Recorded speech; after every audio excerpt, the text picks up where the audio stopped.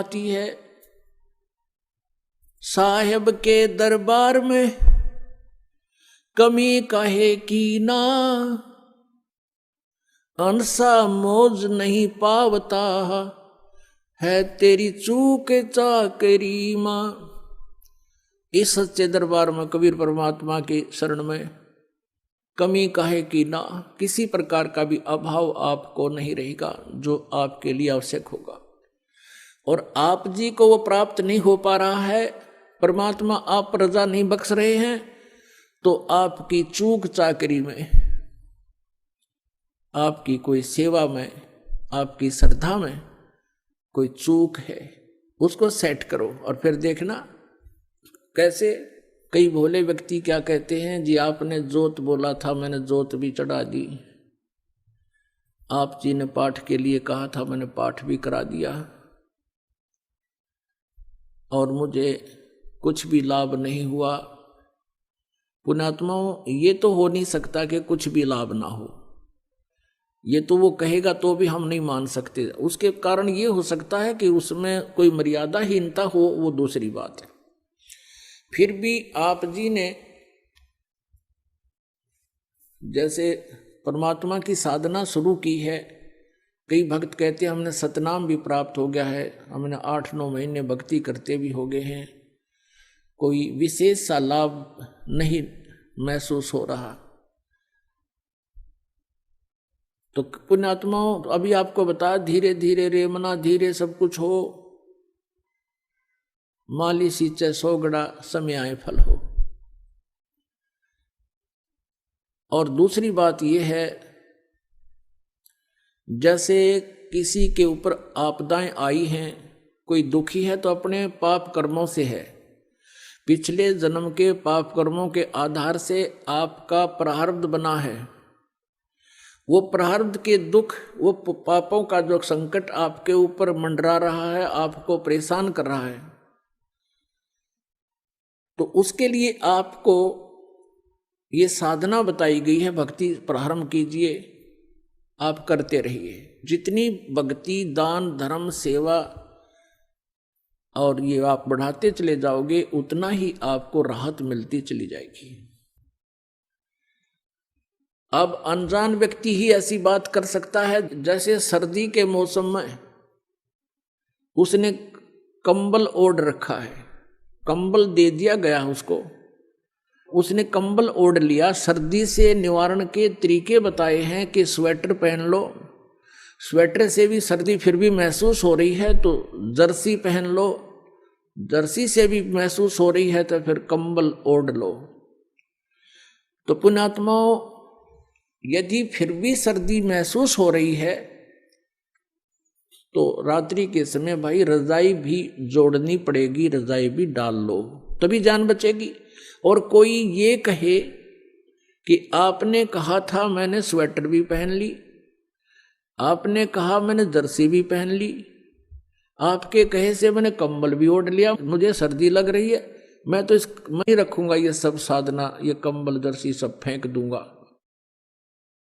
तो ये बातें महामूर्ख कर सकता है या किसी ने नशा कर रखा हो।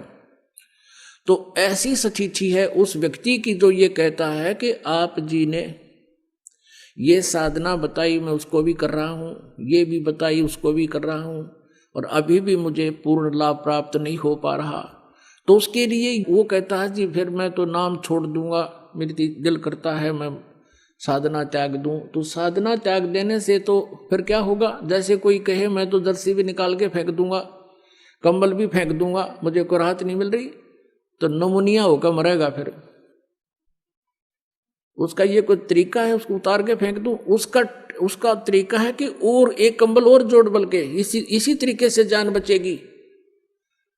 यानी भक्ति, आप अपने मंत्र का जाप और जितना भी ये हवन आदि के लिए, ज्योति के लिए जो भी आप कर सकते हो, सामर्थ्य अनुसार इसको बढ़ाते चले जाओ, इसी से आपका जीवन सुरक्षित होगा।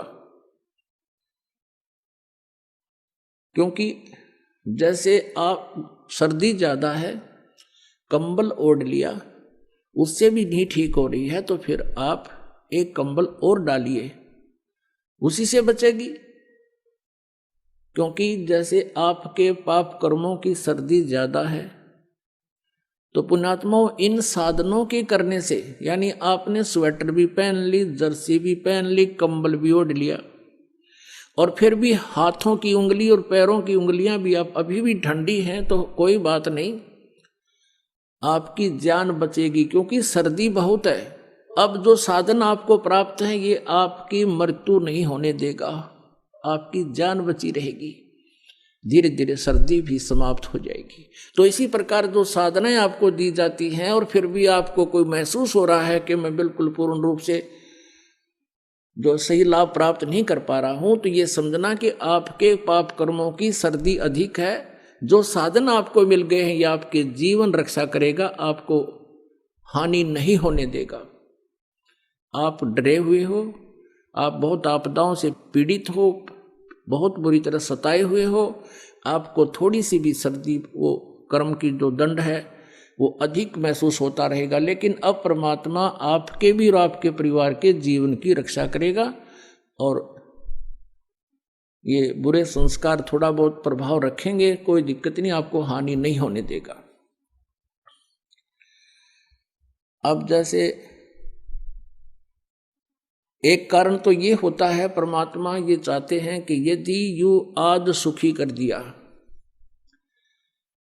यदि आज ही आपको सभी सुख कर दें, तो कल आप यहां नहीं आओगे, ठेकियां पे खड़े पाओगे शराब वाला पे, और वहां लाइन लाकर ना जाने कितनी दारू पी जाओगे।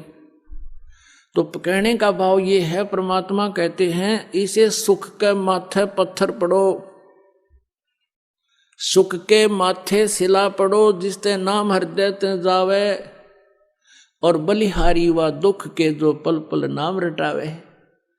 परमात्मा कबीर जी कहते हैं कि आप यही प्रार्थना किया करो, हे भगवान ऐसा सुख ना देना जिससे आपकी भूल पड़ जावे, आपसे दूर हो जाऊं, आग लगे से सुख के, और बलिहारी उस दुख के जो आपकी याद दिलावे पल पल में। तो इतना कष्ट भी अनिवार्य ही होगा, वही परमात्मा आप पर बनाए रखेगा, और आप यदि भगवान से दूर होगे तो फिर वो सारा ही कष्ट आ जाएगा, बहुत हानि हो जाएगी। तो इस प्रकार इस परमात्मा की तत्व ज्ञान को समझकर आप जी ने अपने इस उद्देश्य को पूरा करना है, यानी ये हॉस्पिटल जो है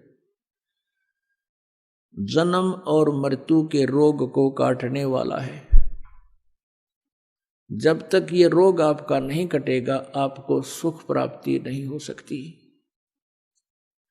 परमेश्वर कहते हैं कबीर जी के झूठे सुख को सुख कह, ये मान रहा मनमोद, ये सकल चबीना काल का, कुछ मुख में कुछ गोद है।